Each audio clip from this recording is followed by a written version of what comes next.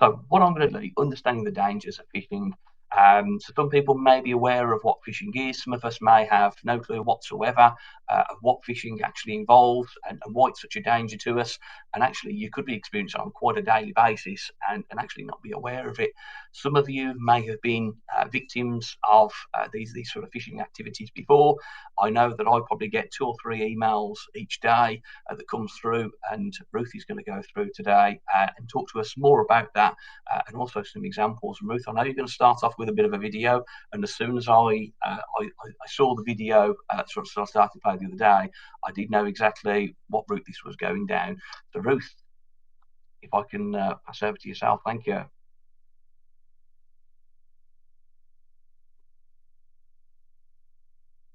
Oh, sorry, Ruth, you lost. We'll start by coming off mute. Yeah, that would be a good idea, wouldn't it? Good morning, everybody. Firstly, can you see my screen okay now? Yes, it's come through clearly, yes.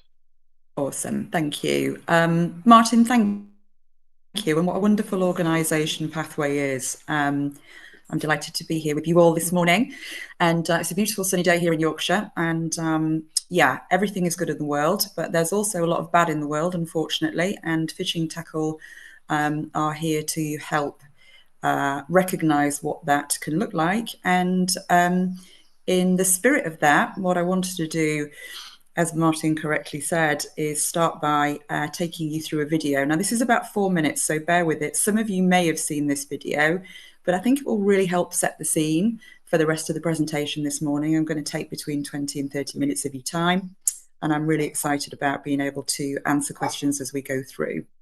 So I'm going to roll the VT. Hopefully this will work fine, and I'll catch up with you shortly when we've finished watching James Veitch.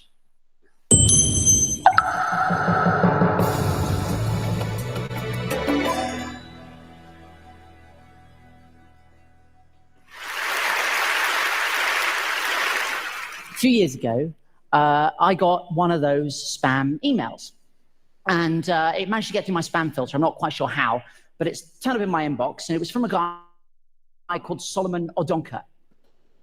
I know. It went like this. It said, hello, James Veitch. I have an interesting business proposal I want to share with you, Solomon. Now, my hand was kind of hovering on the delete button, right? As you are, I was looking at my phone. I thought, I could just delete this. Or I could do what I think we've all always wanted to do. And I said, Solomon, your email intrigues me.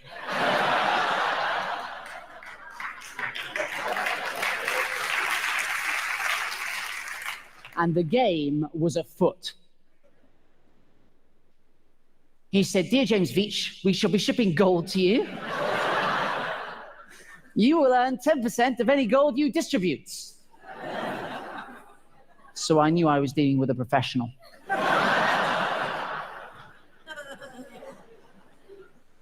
I said, how much is it worth? He said, we will start with a smaller quantity. I was like, ah, and then he said, of 25 kilograms. The worth should be about 2.5 million. I said, Solomon, if you're going to do it, let's go big.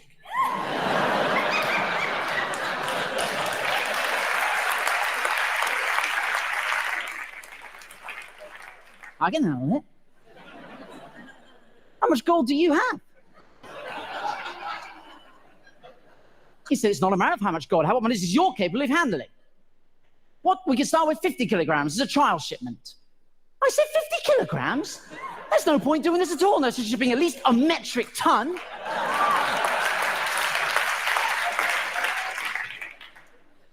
So what do you do for a living? I said, I'm a hedge fund executive bank manager.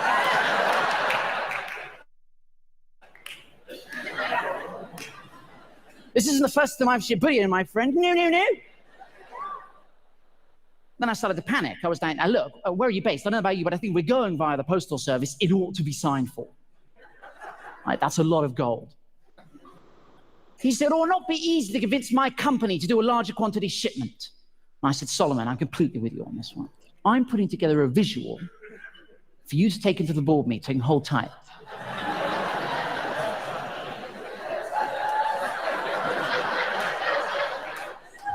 This is what I sent Solomon.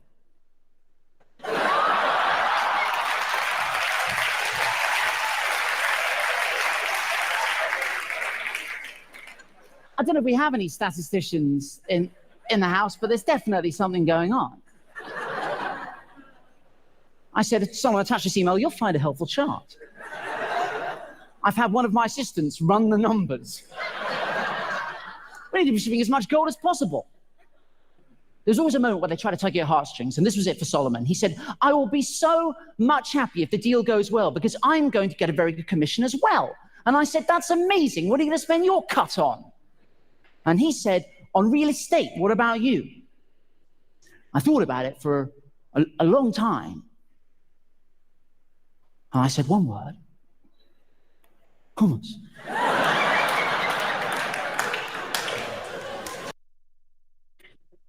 So I'm going to pause it there. I can highly recommend going and searching James Veitch on YouTube or TED. He's a very funny guy, and the content of what he talks through is really quite funny. So just bear with me a second here. Okay, so a slightly satirical introduction, but this is actually a very serious subject.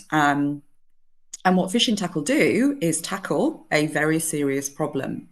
And the problem is the human error element of managing the security risk around things like phishing attacks, spear phishing attacks, ransomware, things that you will all be familiar with in your own personal lives. To Martin's point earlier, we've all had the email from the Nigerian prince, we've all had a text message from HMRC. And this is a proliferating issue. This issue is not going to go away. And we'll talk about some of the statistics and the reasons behind why it's not going to go away. But firstly, let me talk about what Phishing Tackle do and how we counter this problem. So we are a security awareness training company. We've been around for 6 years. We're a British-based organisation. So everything we do is focused primarily on the UK when we look at things like phishing emails and how we train around the dangers of phishing and other various social engineering attacks. But we have a global feel to the platform. So we're delighted to be able to present what we do in multiple languages, coping for pan-European and global needs around this very common but growing problem of phishing and spear phishing. So that's an example of some of the customers that we already deal with. What I wanted to do was just talk through a story about one particular customer, because this again will really help crystallize, hopefully for you, regardless of what your understanding is around this type of threat vector. And this is taking us back a few years now. And one of the organizations we approached to talk to about how we could help them with the issue of phishing attacks didn't really believe in what we call cyber awareness training or cybersecurity awareness training. Now, this company was a FTSE 250 company, and they were one of the UK's largest food manufacturers. So really big organization, massive supply chain, a lot of employees, deal with a lot of other companies, and of course hold a lot of very confidential and sensitive customer information, as most organizations out there do. And you'll have seen in the press when details of individuals go missing. There was one not so long back last week, which was actually in defense about details pertaining to salary payments from those individuals going missing. So we hear about these kind of things all the time. You'll all be familiar with it. But this particular company said to us, well, we don't believe in security awareness training. We don't think that testing and training works.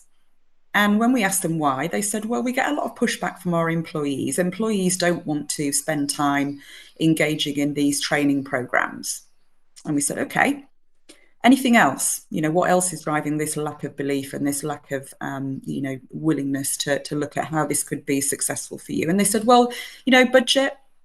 We have had, and they gave us examples of data breaches and phishing attacks, but they said we haven't got any budget set aside for security awareness training. We've spent all this money protecting ourselves with a lot of technology layers, which is absolutely what they should be doing, of course, but we don't have a budget set aside for security awareness training, so we don't have any money to spend on this. So we said, okay. And then the last thing was a lack of time and resources. Their perception was that running anything like this was going to be time consuming and complex. So we said, okay, we're going to take on board those 3 points and we're going to work through those with you. If you're prepared to listen to us, you know, we're going to bring something really exciting to your table. And thankfully they did listen to us, because the first one, testing and training, doesn't work. I'll show you why it works in a moment. Pushback from employees, well, that really tends to be because security isn't necessarily top of mind for employees, for users. You know, we all think that our companies and the organizations we work for put in place these magnificent technology solutions that stop bad stuff getting in and good stuff getting out. And of course they do. They absolutely do. So the mindset of an employee, purely driven by the culture at the top, by the company, is, you know, it doesn't work. We don't have time to do it, and that's not our responsibility. And we turn that on its head, because what we actually want to do is help organizations understand how their employees can be a massive beneficial part of improving their, what we call, cyber hygiene. Basically, how successful they are as an organization in dealing and mitigating those cyber threats. So they said, okay, lack of budget, well, look, we'll make it easy for you, okay? This solution literally costs per employee per month less than you'd pay for a decent sized latte and Costa coffee right now. And actually, you know, when you look at the investment that you'd be making versus the return on investment, which we'll show you and we'll prove that to you, then, you know, we believe that you will be able to make funding available for this, because this is a critical part of what you should be doing in terms of cyber defense. And then the last one, which is not an uncommon point for organizations of any size, particularly for smaller companies that you guys will have talked to or may well work for, you know, irrelevant of size, this is not something that needs to take up time and effort. So we showed them how much automation we could provide them with in terms of deploying this solution, this program within their organization. And we told them that we'd hold their hands through it. We don't expect them to be able to take this on and fully understand it. So we said we will give you, you know, a dedicated customer service member of our team that will help onboard you. And we'll also run this as a managed service for you. So you don't need to worry about how this works. We can set up and run all of these wonderful testing and training programs for you, which is effectively what we do. So it was a great story, because actually what we managed to do was mitigate all the objection points. The way that we did that was by changing their mindset. And by changing their mindset and working with them and showing actually that regularly testing employees with the types of campaign that you saw on James Beach, maybe not quite so obvious, but those types of simulated phishing emails, if you like, that an employee would look at and think, goodness, you know, this looks a little bit suspicious. Or they might not think that. They might think, gosh, you know, this has been my IT team asking me to change my password super quick. I'm going to click on this link here that they're asking me to do it with, and boom. The next thing you know, you have a big problem. And what we taught them was that every single employee within their organization would probably welcome the opportunity to be accountable and take ownership of that, and would actually start to become effectively part of building their human firewall. And you may have heard that term in the industry, human firewall, a really important one, because again, we are a technology company, but what we do is we approach the problem of the human risk, the risk that those employees bring to your company simply because they're uneducated, and you, as owners and custodians of these people and your security business, don't know what you don't know. So it was about showing them information. And in the spirit of James Beach and his emails, we have one very powerful reporting mechanism that we like to show as part of what we do. Now, this may look like a simple graph to you, and you may not really understand what click-prone percentage means. So let me explain. Click-prone percentage is the measurement we use to identify how many individuals, how many employees, if you will, are engaging and failing on simulated phishing tests.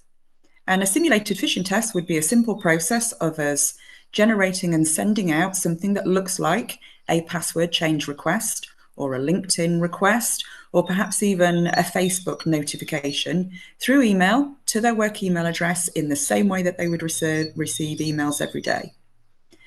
And if that employee then engages with the content of that email, either by clicking on a link or, say, opening an attachment, we record that as a failure. So a click-prone percentage for me as an individual is actually the percentage of failures that I have in engaging with this with these simulated emails. So what this graph shows us with this particular fictitious organization is that actually when we ran what we call a baseline test, which is the initial engagement that we do with any company to show them what is the size of the problem that you have. If we are going to test every single employee and we're going to measure that employee's propensity to click on a link or open an attachment, then we want to be able to tell you what that looks like worst case scenario.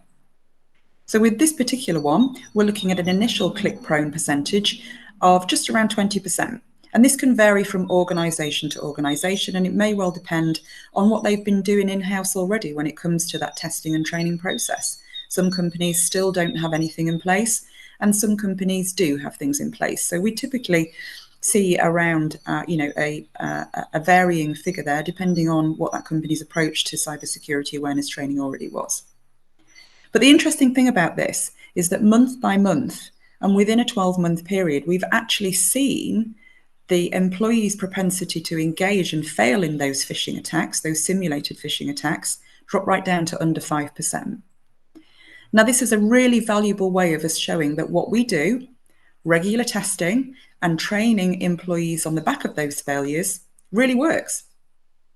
So this was powerful enough for this company, and clearly the proof was in the pudding for us then to be able to show them, okay, well, typically what does that look like? If you were going to do a baseline test with us using your platform to generate these simulated emails, what would it look like? How do we know these things look real? And actually, how do you go about using those as a mechanism to identify the weak areas within our human firewall?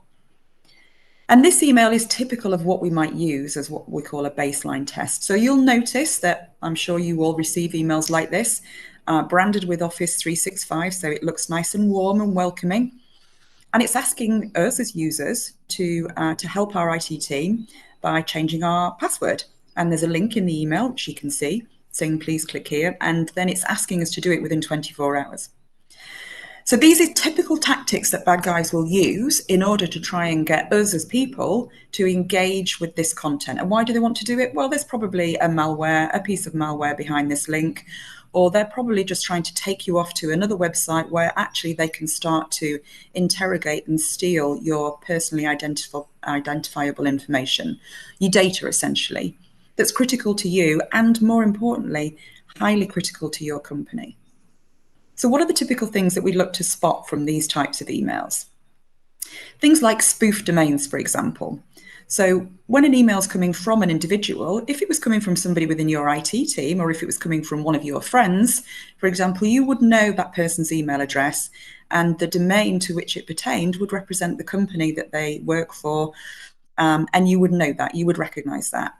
So what this is doing is actually giving you potential leads as to what bad things within the email body might look like. And this is how we actually go about what we call testing and training employees. So let's just suppose for a minute, as a user, we were in a bit of a hurry and we wanted to make sure that our IT team weren't going to give us a call and say, why are you the only one that hasn't changed your password? So we do the good citizen thing and we click on that link. The next thing that happens is you would probably be in receipt of or you would be directed to a landing page similar to the one we're seeing here. And this is all stuff that's auto-generated within the Phishing Tackle platform. Now, this is a really good way of demonstrating what I was just alluding to in the email there. It's called a whoops landing page. And the reason why it's called whoops is because it tells the user, the employee, straight away that they've actually done something that could be potentially dangerous. So it says you've clicked on a simulated phishing email. At this point, we're probably all over the place. Not like James Beach thinking he's going to have some fun and engage in this. We're now thinking that we could well have been the root cause of a data breach within our company. So our mindset as an employee, because we're good people, is, goodness, I need to try and do something to fix this. What can I do? So these point of failure representations, or landing pages as we call them, are really successful in helping companies of any size train a user at the point of failure, because our emotions at this point in time are, we really want to do the right thing. So as I mentioned earlier, It's alarm belling or giving you red line here on all the areas of the email you've just been sent that you should be able to identify as potential areas of concern. So the spoof domain, for example, and I'm sorry, I know the resolution on this text is not right. But you can see that it was never coming from a domain that was anything to do with your IT team. It was actually from a completely separate domain. And this is called domain spoofing. And it's a very common way of the bad guys getting bad stuff in and good stuff out. Asking people to do something quickly. So if you remember in the body of the email, it was actually asking them to do it within 24 hours. And it was asking them to click into a link.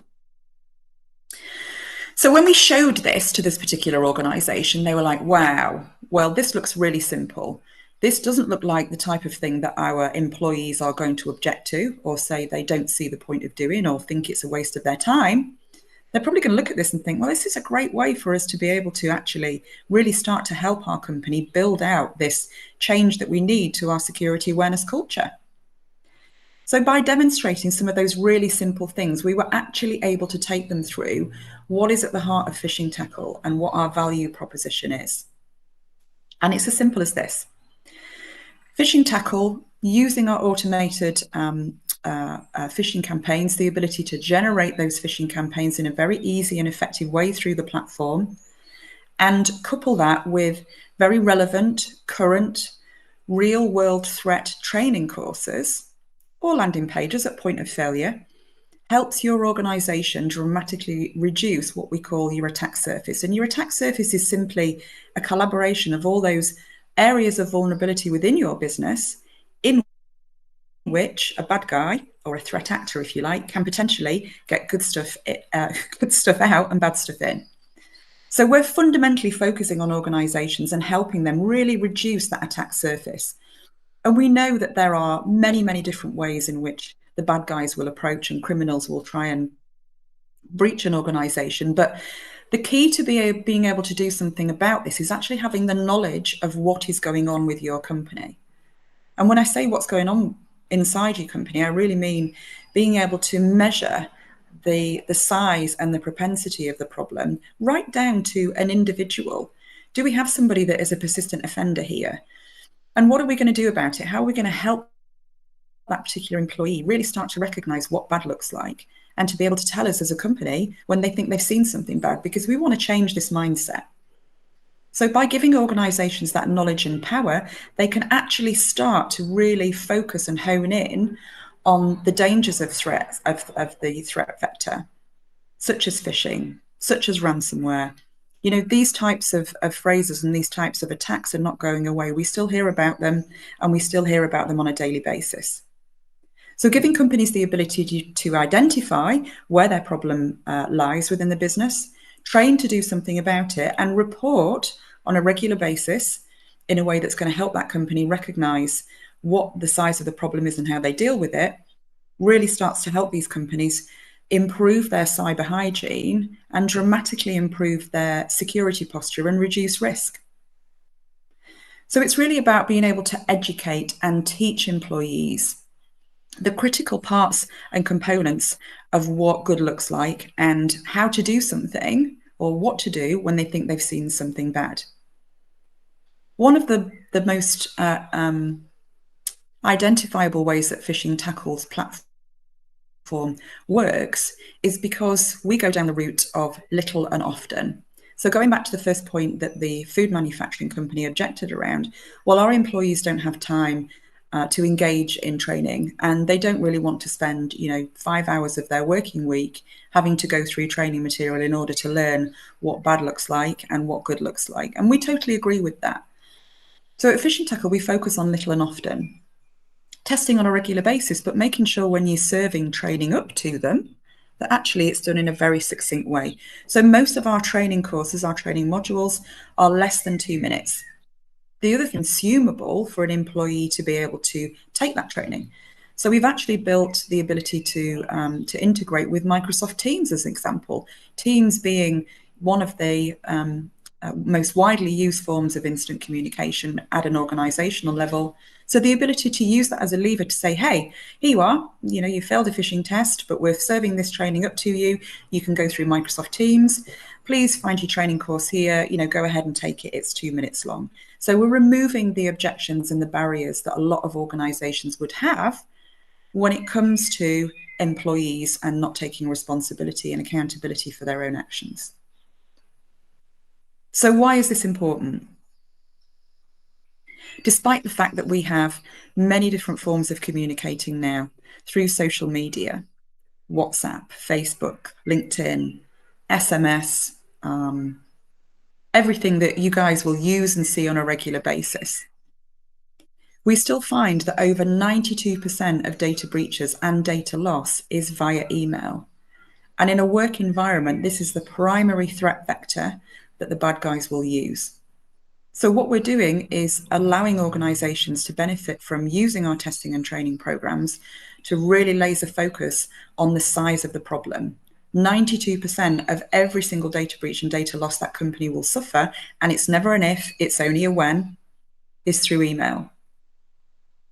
Now, the only thing that an organization can rely on when that email has made it through the firewall, through the email gateway, and it lands in the user's inbox, and we know that because statistically, we know that companies and employees are seeing and engaging with these potentially nefarious emails. The only thing that you can rely on is that user's knowledge and ability and care to report that email as something potentially dangerous. And that is the difference between those data breaches being successful and actually your human firewall doing the job it should be doing, which is working and reporting those emails before anybody acts on them. 88%, and this again has been a standing statistic now for many years, of all data breaches are caused by an employee mistake. That is a shocking statistic. And again, we know we can do something about this. Running and deploying these testing and training programs is so super simple and very cost effective. So there's no excuse for organizations not being able to address that issue and actually start to help their employees. Employees are any organization's biggest asset. They're also one of their biggest costs. So it's really putting the pointer back on companies at the high level and saying, your people are a valuable part of your organization. And what we want you to do is use them to help create this, this human firewall. Human error is still very much the driving force behind security problems within a company. So again, it shows regardless of all this fantastic technology that's out there, and we're not saying that what we're doing with the Phishing Tackle programs is a silver bullet. What we are saying is it should be a valuable part of your overall cybersecurity strategy because it will dramatically improve your cybersecurity posture.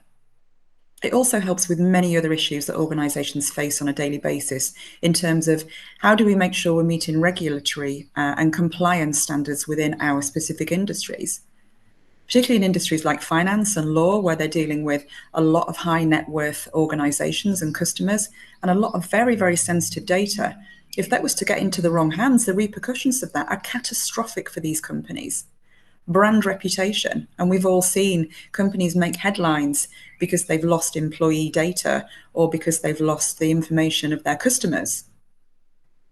And these are all things that can be resolved really just by, listening to what we have to say and looking at what's out there in the market when it comes to these security awareness training programs and the benefit of what we do. So that was a bit of an overview on Phishing Tackle, what we do, a bit of fun, hopefully, and a bit of satirical input at the beginning. But I'd be absolutely delighted to either take questions now, or Martin, if we want to, then of course we can keep sharing via the chat and we can pick that up at the end. But I'm going to stop sharing the screen for now. I think there's a lot of people digesting that information at the moment. I think especially when you start looking at some of those alarming statistics, 88%, 90% as well. It is quite worrying. I did do a poll just going through, just asking people how confident are you in identifying a phishing email. We've got 2 that have come back. Well, 20% have come back as being very confident. 36% saying somewhat confident. Okay. 20% neutral, and then we've got some that sort of, I would say, another sort of 30% saying, somewhat unconfident. Hopefully, what you've sort of thought through there gives people a bit of an understanding of For me, it's these, and we had the conversation the other day. It's some of these emails that sound too good to be true. It generally is that is the case. It isn't going to be true. I mean, I've had them before where you've won a mobile phone and you think, well, hang on, it's not even the phone provider I sort of go with, but I've been selected for a phone. For myself, there's those sort of telltale signs of it where they're not as pretty in terms of the email, the formatting, things like that. They're not as pretty as what you'd expect them to be, especially from these larger organisations. I get a lot when it's sort of related to the car, and it always comes up with my email address, or it comes up with actually being my name in there. There's those sort of telltale signs to be looking for. But sometimes for me, it's too good to be true. I know within the organisation we've been sort of victim where we've had the urgency stressed by them posing to be another member of the team, and sort of urgency being put on them to sort of purchase something. I think sometimes because it's the language used in it is quite urgent, but you think, well, is it right? Just sort of question it in some case. But we had a couple of comments sort of come through here. Yeah, you're absolutely right, Martin. I mean, it's about getting us to not think about things for too long, acting on emotion. And there are some horrible methodologies that the bad guys use. I mean, they will not stop at anything, whether it's using family members. We saw a horrible campaign in education a short while ago to do with, parents being informed that their children had suddenly been taken ill, email coming from the head teacher, click here to see which hospital we've taken them to.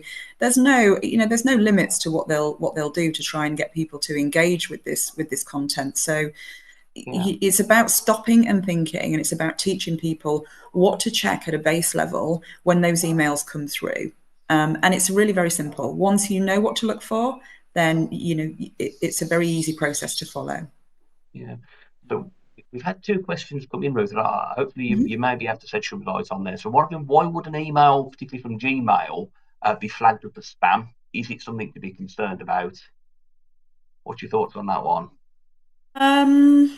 Okay. I think, I can see that from Haridas. I think what you're asking is, why would something that was coming through, whether it's Gmail or Office 365, if it's flagged as spam, should you be concerned about that? It's basically your email gateway categorizing that email before it lands in your inbox. I would apply the same rules, whatever type of email is coming through, regardless of whether it's categorized as spam or even if it's categorized as as okay. And the reason for that is because those checks and balances to put in place around looking at the content of that email, where it's come from, hover over the URL to see if actually it's directing you to the website that it says it is, and looking at spelling mistakes. Are they using your name in that email, or are they just going for a generic title? I would certainly apply all those checks and balances, regardless of how that email is categorized. Part of what Phishing Tackle do actually within the platform is we have the ability within the platform itself to be able to do a job that's similar to the email gateway, in that you can use our email categorization tool that will identify those non-simulated emails, i.e. those emails that aren't being generated as part of a test program, in one of those categories, whether it's threat, whether it's spam, whether it's something that the IT service desk is working on, and is able to then release back into users' inboxes. But my general message there would be, same rules apply. Just take that extra layer of care when it comes to engaging with any content that email is asking you to, regardless of whether it's coming through at Gmail or Microsoft. So hopefully that answers that one. I can see Solomon has asked, which is the strongest mail provider to protect users from phishing? Gosh, okay. Well, I'm certainly not authorized to give you that kind of information, but there are many email gateway providers out there that do a fantastic job of catching and filtering the bad stuff out. So, I would say do your homework on that, but don't just look at what they're providing in terms of the email gateway protection. Look at how they do it and what their kind of success rate is. And everybody, everybody will have something in place, but there are a lot of top companies out there that will be able to help you with that. Okay, so Haridas has asked what could the motive be behind phishing apart from breaching personal data, money? If someone sent an email to feature in an article and topic generalized, yeah, I mean, the type of email content that you will see could appear to be quite innocent. It could be, it doesn't necessarily have to be somebody asking you to click on a link or to open an attachment. It could be part of a phishing campaign. And phishing campaigns, general phishing, are basically the spray and pray approach. So the bad guys might use a few general emails with nothing in there just to warm you up and to get you to feel comfortable about whatever it is that they're trying to get you to do. So the first one might not necessarily be anything to do with asking you to click on something or open a link. It could just be some general information. But then, if you're following those checks and balances that we advise, then, I would suggest that it's probably okay. I think Haridas is a bit concerned about something he's writing, and he maybe wants a call with me afterwards just to go over some one-to-one stuff. So really happy to do that, Martin. I'm happy to chat to anybody offline. Yeah. And as you say, sometimes they might not be explicit to say, oh, to go on to this link and then try and log on to sort of a spoof site. It may be try to build up some sort of rapport to then take you down sort of other routes, can't it? Build that relationship. Yeah, absolutely. Brilliant. Thank you very much. So I mean, I've put the details in there for the Phishing Tackle website. People, please, more than welcome to sort of reach out to Ruth as well. She is available for the rest of the session, so if you drop anything to the chat, I'm sure she'll be more than happy to sort of respond to you in any way. But please use it as an opportunity to sort of raise those sort of questions and concerns. Just sort of continuing on, but Ruth, I just want to thank you very much. I think it's been wonderful to sort of hear from sort of Phishing Tackle, and also our conversation, our exchange of emails and LinkedIn messages as well. It's been a great experience. And I'd appreciate sort of in future, and as well, I know you've mentioned coming on, presenting, sharing those sort of insights to people. It really does help people understand more of what those dangers are really. So thank you very much for your time.